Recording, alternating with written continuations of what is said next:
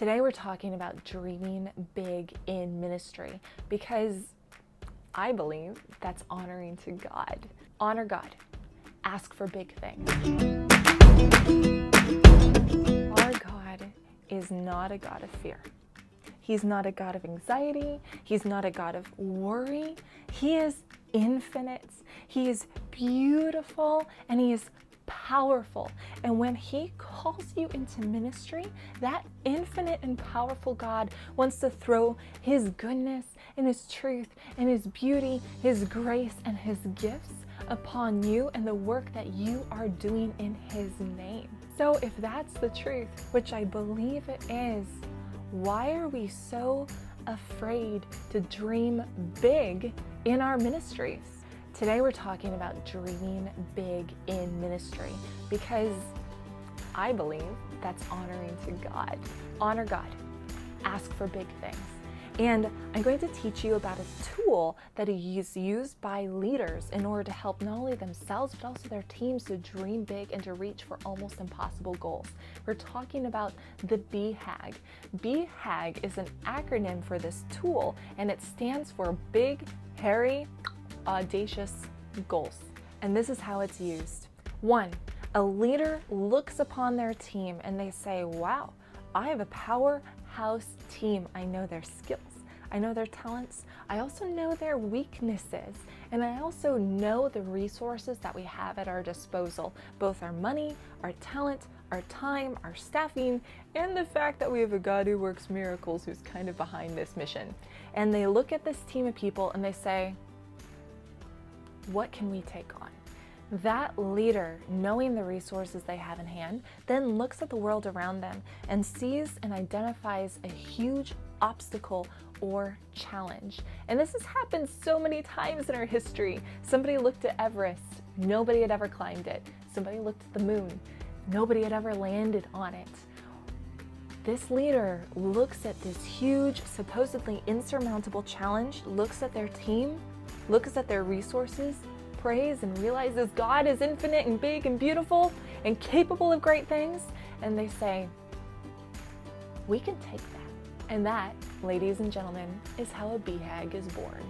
Leaders who've used B.H.A.Gs have changed the world. With them, we climbed Everest. With them, we landed on the moon. With them, saints created organizations and ministries that changed lives and changed eternities and had a huge impact on the world. B.H.A.Gs work. So if you're a leader who wants to stretch your team to the limit, if you actually believe that God has called you to this ministry and he is going to bless it in order to accomplish his mission, if you're that dreamer and you're dreaming big, then this is how you write and implement a B.H.A.G. Step number 1, do not abandon the ministry's core ideology. A great B.H.A.G is going to be perfectly in line with the mission and vision of the ministry that you've prayerfully discerned. If you don't know what a core ideology is, we have plenty of video trainings on this subject, but it is so foundational to what you're doing, and you're not going to go off to some crazy place that does not already go perfectly in line with what you've identified as foundational already. Step number 2. You need to go pray. Go talk to Jesus. This is his ministry. It's not your ministry. What does he want you to do? What are the resources that he has at his disposal? What is he going to push you to do? You need to listen to that first. Step number 3, write down your B.H.A.G. Here are the 4 components for a B.H.A.G. It has to be clear. It needs to be concise.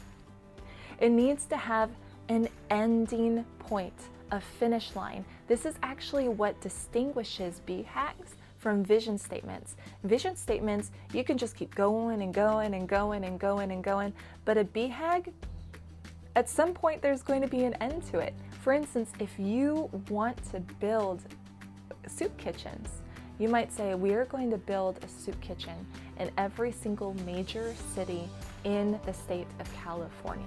which is a huge goal, but there's an ending to it. You identify the major cities and you say dot, dot, dot, dot, dot, dot. And by the time you've put a soup kitchen in every single one of those cities, you've accomplished the B.H.A.G. So it needs a clear finish line or goal. And 4, it needs to be a very clear picture of what you aim to do. Again, saying we will put a soup kitchen in every major city in California, that's really clear. That gives your volunteers, that gives your donors, that gives your staff a very definitive aim for what they're going for. It's not vague, it's not nebulous. You are going for something very specific.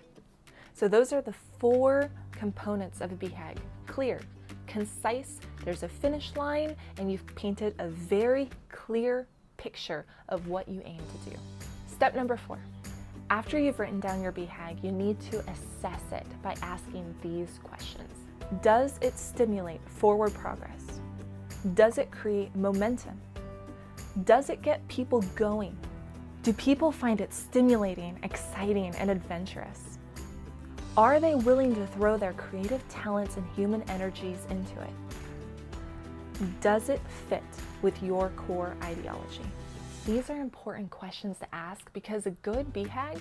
is going to get people excited. They're going to say, yes, that's a great goal. That's a world-changing goal. That's a life and eternity-changing goal. That goal is so exciting and it is so worthy. I am willing to sacrifice my time. I'm willing to throw my talents behind it. And I'm even willing to give my money in order to make sure that clear and concise picture that you've just painted for me with that clear, definitive finish line comes to life. That is what a good B.H.A.G. is going to do. It's going to stimulate that creative energy and enthusiasm in your team because that's what it's going to take in order to accomplish it. Step number 5. You must fully commit yourself and your team and your resources behind this goal. This is the thing about B.H.A.Gs. You don't go halfway. It's an all-in or nothing, and you are going to risk a lot by pursuing this B.H.A.G. You will risk public humiliation. You will risk failure. You will risk losing the resources that you have invested into this B.H.A.G. if you don't accomplish it, not to mention the time and energy that you're going to have to pour into it in order to make it happen. That is also what makes B.H.A.Gs exciting, is in part is because of the great risk that's involved. But again, if you have prayerfully discerned what that goal is, if you've prudently looked at your resources, if you've prudently looked at the skills and talents of your team, go for it. God is infinite and He is faithful and He is good. And if this B.H.A.G. is of God, then what is stopping you? What's holding you back from setting big goals? Like, this is what our culture needs. We need saints who are capable of risking so much in order to go out and change the world. Go spend time in prayer, get excited about these ideas, and with God, step forward and take big risks. Go make it happen. Go change the world. Go do it. Do it. That is what a B.H.A.G. is. It is the potential to stimulate incredible progress for your ministry, but it also has the capability of destroying it. So I would love to hear, maybe what are some of your big goals? What are some of your thoughts that you have for the ministry God's called you to serve? Share them below. Would love to support and encourage you in that huge goal that He has given to you. In the meantime, like our Facebook page, subscribe to the YouTube channel, and go spend some time in prayer. And while you're doing that, can you pray for me and the Ezra Project team, because we could use it, and know that we are praying for you. See you next week.